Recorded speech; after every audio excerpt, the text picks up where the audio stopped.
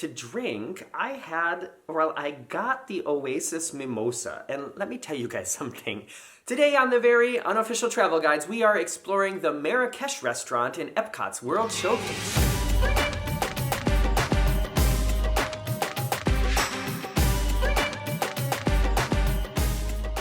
Welcome to the very unofficial travel guides. My name is Morgan. I'm here every week. Every Friday, I post a travel vlog or a video from someplace around the world, and every Sunday, I just sit here in front of the sofa and tell some travel-related story or talk about some travel-related issue, and usually go off on a lot of tangents. Today is a mix of both of those styles because while I was at EPCOT, while we went to the Marrakesh restaurant, I didn't take the time to do any of this intro and outro and explaining, so that's what I'm gonna do from here. If you've never been to Disney World, if you've never been to EPCOT, there are actually some really fantastic restaurants, especially in EPCOT. It's a great opportunity to try out cuisine and flavors that may be kind of exotic to you if you maybe live in a smaller town where there aren't,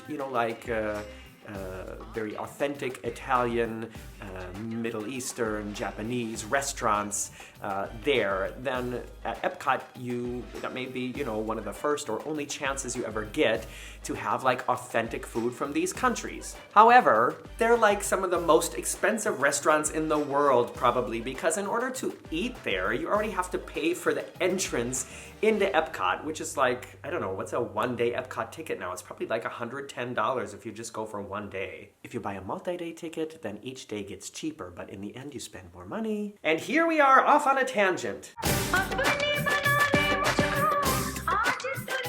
Way in the back of World Showcase is where you will find the Morocco-themed pavilion, and you have to walk through sort of like the winding market area of this pavilion to find the restaurant in the back, because there are two other dining options in Morocco. One of them is way up at the front, and it's called Spice Road Table. It's a new one. It's on World Showcase Lagoon, and then there is also the Tangerine Cafe, which is, by the way, one of my favorite quick service restaurants in all of Disney World. The outside of the Marrakesh restaurant looks very majestic, especially at night.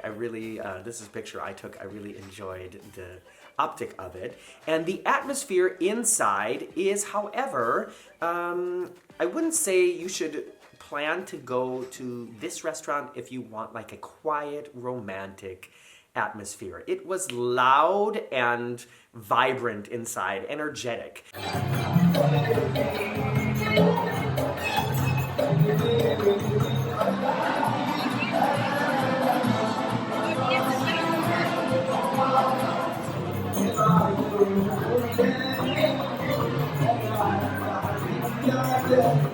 There is live music, there are Middle Eastern dancers. It just was a very vibrant atmosphere. So if you want, like I said, if you're thinking of like, having like a quiet romantic meal where you can stare into each other's eyes and, whisper sweet nothings, don't go to this restaurant. As you're checking out the food menu and the cocktail menu, please write down in the comments below what you think you would have ordered, just so we can talk about it.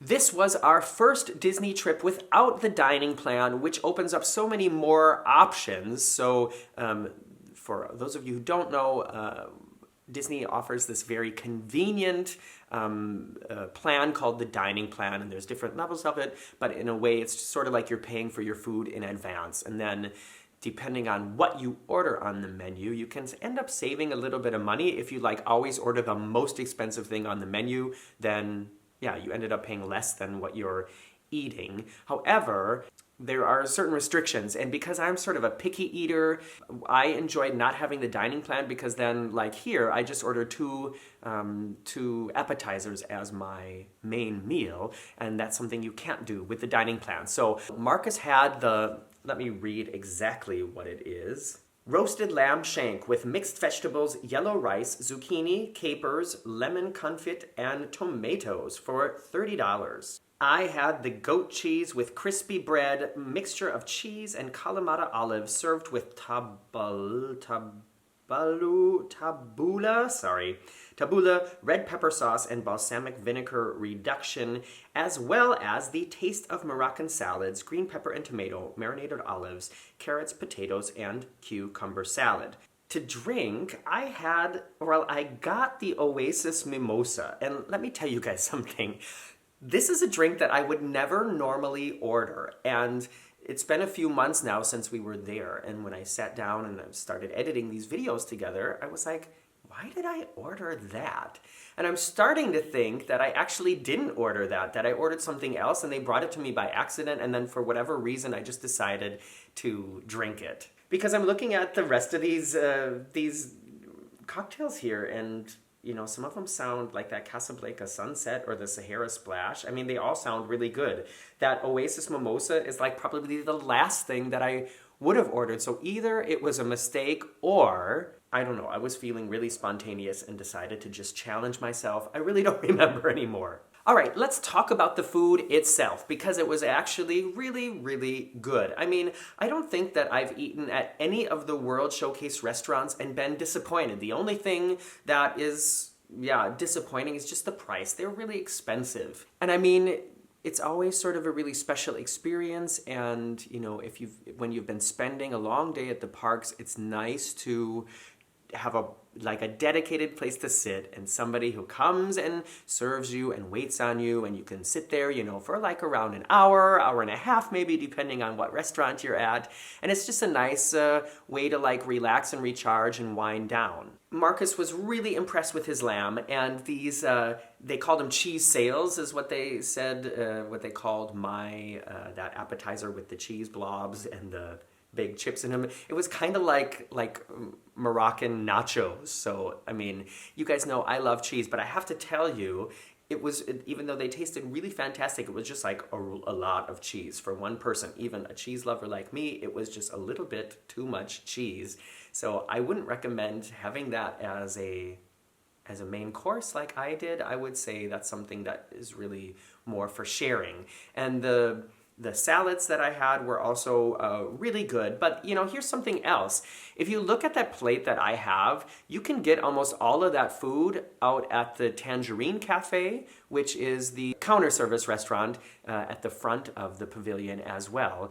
And it will cost you much less money. But then, of course, nobody's waiting on you, and you're going to have to, you're going to have to fight for a table, and then there's going to be people walking around you the whole time. I mean, it's sort of a toss-up. I would recommend going to this restaurant if you're interested in trying this kind of cuisine. I think that it's definitely more authentic than the Spice Road Table, which is the newer table service restaurant up on the water. But like I said in the beginning, it is a very loud, very vibrant, energetic atmosphere. So that is, in a way, that's sort of like a detractor to me. It might be a good lunch thing because, when you go to lunch, you still have the whole day in front of you and you want to maybe tank some energy for the rest of the day. But at dinner time, I'm more of okay, it's time to start relaxing, winding down. And I much prefer than the atmosphere at Chefs de France or Monsieur Paul, some of the other places. What do you think? Like I said, go back, check out the menus, write your order in the comments below. I'm not going to be able to bring it to you, but we can pretend. And if you're into Disney World and food videos all together, then subscribe to my channel. I've got a lot of food videos. It's something I always try to showcase, especially on cruise ships. Every time I go on a cruise ship, we order room service together, and I sit down and we have lunch together. I've been starting to do that in hotels I visited as well. So if that's something you're into, then you're in the right place. And it's been a long time, so today we're gonna do a secret word. And the secret word is, well, you know what? Let's make it like a secret phrase. The thing is, if you've watched the video to the end, if you've listened to me say this now, then I like to know that you've made it till here. And so I give you the secret phrase, and then you have to fit it into the comments. And then when I read it, I know, okay, that's a person who watched to the end. So to prove it to me, write something about how a day at EPCOT is always hard on your feet because you just do so much walking. So write something about walking or sore feet or new shoes or something, and then I'll know you watched to the end. Thanks for hanging out here, everybody, and I will see you right here on Sunday in this shirt because I'm going to record it right after I'm done here for Sunday Sofa Time. But if you want to know what we're going to talk about, you have to come back in a few days. Bye-bye.